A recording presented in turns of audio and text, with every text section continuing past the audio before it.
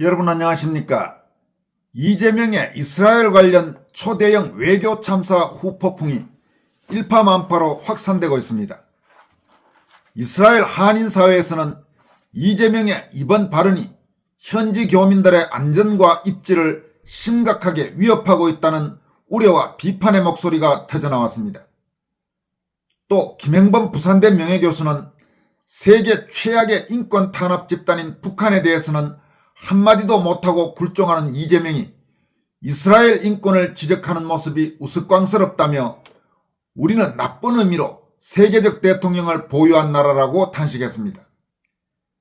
국민의힘 당무감사위원장인 이호선 국민대 법대교수도 이재명에 대한 이스라엘 외무부의 규탄 성명 내용의 심각성을 지적하면서 이 문제는 꽤 오랫동안 우리 국가적 이익에 발목을 잡을 것 같다고 우려했습니다.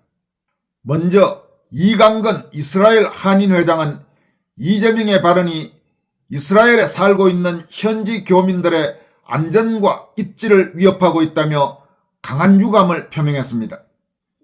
이강건 회장은 최근 이란과의 전쟁 휴전 및 이스라엘 국가 비상사태 종료와 맞물려 네타냐후 이스라엘 총리 재판이 재개된 상황을 언급하면서 이를 민주주의의 힘이라고 평가했습니다. 그러면서 이재명을 향해 날선 비판을 쏟아냈습니다. 그는 이재명 대통령 발언이 뜨겁네요라면서 이란 전쟁 휴전된 날, 이스라엘 국가 비상사태가 종료된 날, 이스라엘 법원 네타냐후 재판 재개 통보, 이것이 민주주의의 힘이겠지요. 오히려 이스라엘처럼 이제 이재명 대통령도 재판 받으세요. 그래야 나라가 정상국가가 됩니다라고 직격탄을 날렸습니다. 그러면서 한 나라의 대통령으로서 하필 이런 발언을 해서 이재명은 대한민국 대통령이 아닌 야당 대표 같아요라고 꼬집었습니다.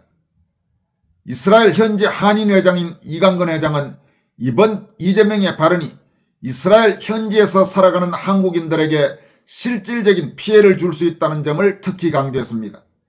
그는 이 행동 하나로 이스라엘에서 살아가는 한국인들이 받아야 할 눈총을 생각해 봤나요? 대통령으로서 적절치 않아요. 참 힘들게 하네요라고 현지 한인 사회의 분위기를 전달했습니다. 이에 앞서 이재명은 지난 10일 자신의 X에 이스라엘과 관련된 확인되지 않은 영상 게시물을 공유하면서 유태인 학살이나 전시 살해는 다를 바가 없다라고 말해 이스라엘 정부로부터 공식 항의를 받는 등 심각한 외교적 마찰을 빚고 있습니다. 이강건 이스라엘 한인회장은 이스라엘 히브리 대학 유학 후 정착한 정치학 박사이자 목사입니다. 현재 이스라엘 한인회장을 맡아 교민 안전과 권익을 위해 봉사하고 있으며 예루살렘 유대학 연구소장 등으로도 활동하고 있습니다. 이강건 목사는 특히 기독교 관련 방송에서 성지가 좋다라는 프로그램을 진행하면서 많은 국민들에게 인지도가 상당히 높은 박사이자 목사입니다. 또 김행범 부산대 명예교수는 이재명이 잘못된 자료를 인용해 이스라엘의 인권을 훈수하다 큰 반발에 직면하자 구체적 팩트보다는 전반적 인권 문제 지적이었다고 둘러대며 빠져나오는 모습이 민망하다. 세계 최악의 인권 탄압 집단인 북한에 대해서는 한마디도 못하며 개꿈꾸지 말라는 북측의 욕에도 무건으로 굴종한 이재명이 이스라엘 인권을 점잖게 지적하는 모습이 우스꽝스럽다고 비판했습니다. 김행범 교수는 이어서 낙타는 자기 혹을 보지 못한다는 이스라엘의 속담은 이렇게 바뀔 것이다. 이재명이 이스라엘 인권을 훈수한다고 꼬집었습니다.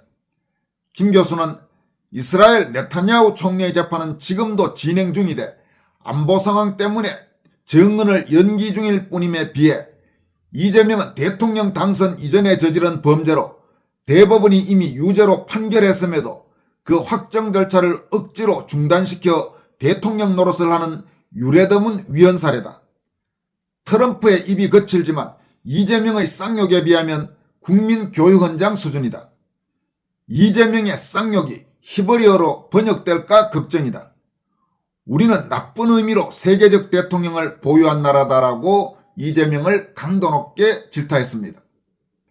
또 이호선 국민대 법대 교수는 세상은 좁고 할 말은 많다라고 라는 제목의 글을 통해서 컨뎀만 해도 외교적으로 웬만해서는 서지 않는 단어 아닌가. 그런데 그 앞에 스트롱리를 붙였다. 한국과의 외교부에서 나올 수 있는 최대한의 비난이다라고 말했습니다. 지금 이게 무슨 이야기냐면 이번 이재명의 발언에 대해 이스라엘 외무부가 발표한 공식 성명에 보면 이재명을 이번 발언을 용납할 수 없다. 그러니까 unacceptable 이렇게 표현을 하면서 강력히 규탄한다 이렇게 표현했습니다. 즉 strongly condemn 이런 표현을 썼는데 이런 표현들은 외교 관계에서 웬만해서는 쓰지 않는 더구나 우호관계 국가에서는 쓰지 않는 표현인데 지금 이번에 이스라엘 외무부가 작심하고 이재명에 대해 strongly condemn 또 unacceptable 이런 표현을 씀으로써 이재명의 이번 발언에 대해서 이스라엘 정부가 얼마나 격분하고 있는지를 한눈에 보여주는 표현이라고 할 수 있다는 이야기입니다. 이호선 교수는 이어서 그 뒷문장부터는 프레지던트 즉 대통령을 붙였지만 첫 문장은 그냥 리재명이다. 마음먹고 모욕 주기로 한 것이다.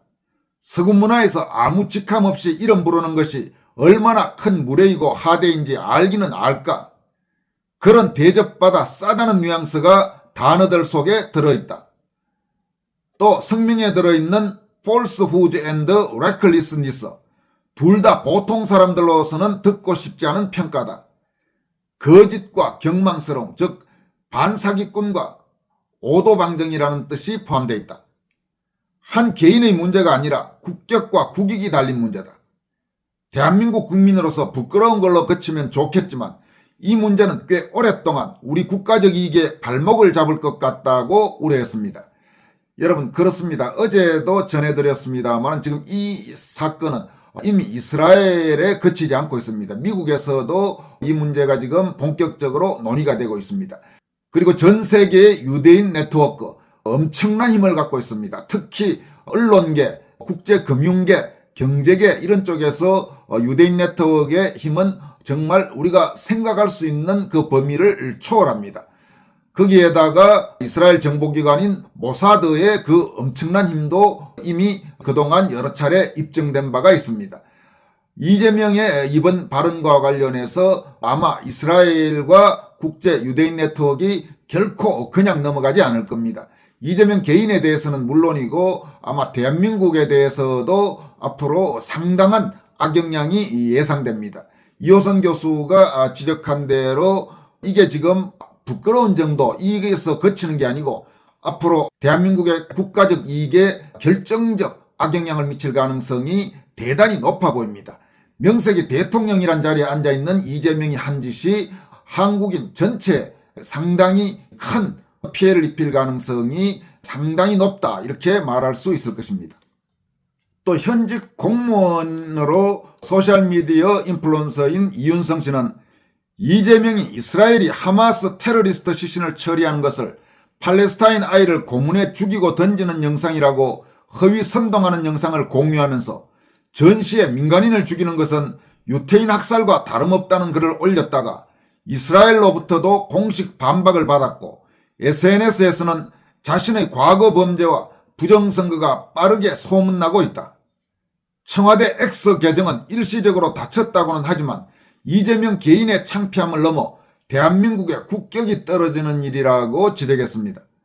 그는 이어서 이재명이 이를 만회하기 위해서는 허위 게시물을 올린 것에 대해 공식 사과하고 북한의 반체제 인사 수십만을 가둬놓은 수용소, 중국의 소수민족 탄압과 파룬궁 수련자에 대한 장기 적출을 비판하면 진정성이 회복될 것이다 라면서 그러나 북한이 미사일을 쏴도 경계 근무자를 줄이고 무인기를 북한에 보낸 것에 사과하고 천안함 유족이 북한의 사과를 받아달라고 해도 북한이 사과하란다고 하겠냐고 빈정댔으며 중국인이 한국에 들어와서 범죄를 저지르고 경복궁에 똥을 싸고 불을 질러도 중국에 쎄쎄하는 이재명이 그렇게 할 리가 없을 것이라고 비판했습니다.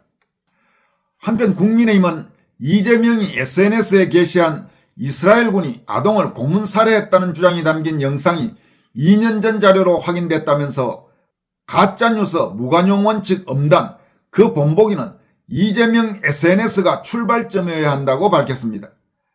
박성훈 국민의힘 수석대변인은 논평을 통해 이스라엘 외무부가 이재명의 발언에 즉각 용납할 수 없다고 거칠게 항의한 사실을 환기시키면서 대통령의 손가락 하나가 대한민국의 국격과 신뢰를 얼마나 처참하게 무너뜨렸는지 여실히 보여준다.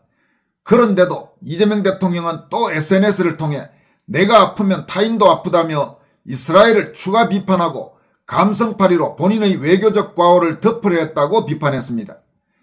이어서 가짜뉴스로 상대국을 모독해놓고 오히려 그들의 항의를 실망이라 치부하며 훈계만 늘어놓았다면서 시점조차 검증되지 않은 영상을 근거로 특정 국가를 비판하는 메시지를 공개적으로 공유한 이 대통령에게 필요한 것은 명확한 인정과 책임 있는 사과라고 지적했습니다. 박 대변인은 또 대통령의 발언은 개인 의견이 아니라 국가의 공식 입장과 같다. 그 메시지가 허위 정보에 기반했다면 그 파장은 개인의 실언을 넘어 국가 간 신뢰를 파괴하는 중대한 국익 침해 행위가 된다. 확인되지 않은 정보를 일단 던져놓고 문제가 되면 슬그머니 발을 빼고 책임을 전가하는 아니면 말고식 비겁한 행태는 부끄러운 국정의 민낯이라고 비판했습니다. 이와 함께 불과 며칠 전 이 대통령은 중동전쟁과 관련해 국정에 혼란을 주는 가짜뉴스를 의도적으로 퍼뜨리는 것은 반란 행위와 다름없다고 밝혔다면서 그렇다면 그 기준은 누구에게나 동일하게 적용돼야 한다. 국가 최고 책임자라고 해서 예외일 수는 없다. 국민에게는 엄격한 잣대를 들이대면서 권력에는 관대한 태도를 보인다면 그것은 통치가 아니라 위선일 뿐이라 하면서 가짜뉴스 무관용 원칙 엄단 그 본보기는 이재명 대통령의 SNS가 출발점이어야 한다고 강조했습니다. 또 최수진 원내 수석대변인도 이재명 대통령은 평소 북한 인권에 참혹한 현실에는 침묵하며 천안함 폭침에 대한 사과 요구조차 제대로 하지 못했다면서 그런 가운데 이스라엘에 대해서는 유대인 학살과 다를 바 없다는 표현을 사용한 것은 단순한 비판을 넘어 심각한 외교 파장으로 이어질 수 있는 위험천만한 행보라고 논평을 냈습니다. 최 대변인은 최근 SNS로 모든 국정을 지시하고 언론을 통제하는 행태에 재미를 붙인 모양이지만 외교는 장난이 아니다라면서 대통령의 손가락 끝에서 시작된 이 가벼운 행동이 대한민국의 국격과 외교 신뢰를 훼손할 수 있다고 강도 높게 비판했습니다.